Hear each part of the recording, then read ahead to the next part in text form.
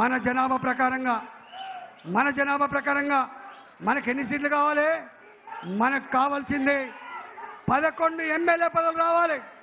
కానీ శాసనసభలో గత 20 రోజులుగా చూస్తా ఉన్నా, గత 20 సంవత్సరాలు చూస్తా ఉన్నా, కానీ ఒక్కరు లేదా ఇద్దరు ఎమ్మెల్యేలు ఉన్నారు తప్ప. నేను నాన్నతో పాటు నారాయణరావు పటేల్, నాతో పాటు ఒకసారి ఇరశేఖర్ గవాళ్ళే ఉన్నారు తప్ప ఒకసారి ఆకులు రాయండి అన్నారు.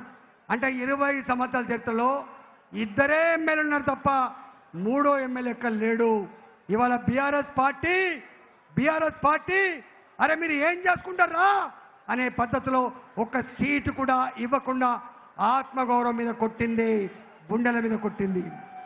దాన్ని ఏ పార్టీ నాయకత్వం వహించలే, ఏ నాయకుడు చెప్పలే, ఎవరు కూడా పిలుపునివ్వలే. సిద్దిపేట, గజ్వేల్, కామారెడ్డి, నిర్మల్, ఆదిలాబాద్, ఇవాళ నారాయణపేట, మక్తల్ వేలాది మంది 2000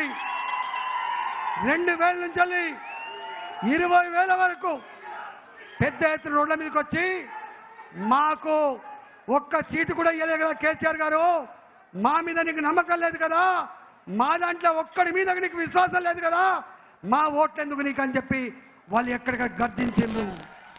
ఇవాళ ఆ గర్జనల పరంపర కొనసాగుతూ ఉంది. కానీ అనేక గ్రామాల నుంచి నా దగ్గరికి వేలాది మంది వచ్చారు. అన్నా మీరు హైదరాబాద్ ఒక మీటింగ్ పెట్టు, ఇది ఎన్నికల ముందు కాబట్టి మన ఏ పార్టీని అడుక్కోవద్దు, మనం బుచ్చగాళ్ళ లెక్క దరఖాస్తులు పెట్టద్దు, ఏ పార్టీ మనకి ఇస్తుందో అడుగుదామని చెప్పి మా జనాభా ప్రకారంగా 11 మంది ఎమ్మెల్యేలు ఉండాలి. మా జనాభా ప్రాతిపదిక పైన మాకెవరైతే ఎమ్మెల్యే సీట్లు ఇస్తారో వాళ్ళకే ఓట్లు ఇస్తామని చెప్పి ఇవాళ నాకు చెప్తాను. ఇవాళ ఒకేసారి కాకపోవచ్చు, నేను అంటున్నా ఈ తెలంగాణ గడ్డ మీద 48 నియోజకవర్గాల్లో మహబూబ్ నగర్లో గొల్ల కురుమలో ముదురాలు కలిస్తే ఒక 10 సీట్లు గెలుచుకుని సత్తా ఉంటుంది, గుర్తుపెట్టుకోండి.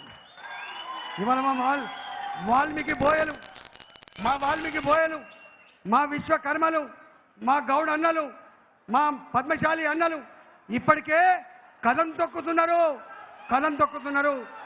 52% బీసీల జనాభా ఉండగా మనకు రావాల్సిన మంత్రి పదవులు 9 మంత్రి పదవులు రావాలి.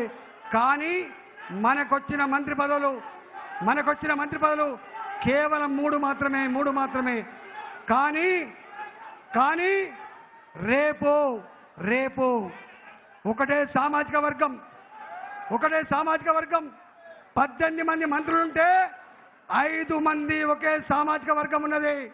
ముఖ్యమంత్రి గారు అక్కడనే, ఫైనాన్స్ మంత్రి గారు అక్కడనే, ప్లానింగ్ కమిటీ చైర్మన్ గారు అక్కడనే, ఇవాళ పంచాయతీరాజ్ మంత్రి గారు అక్కడనే.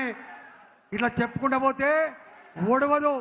1% జనాభా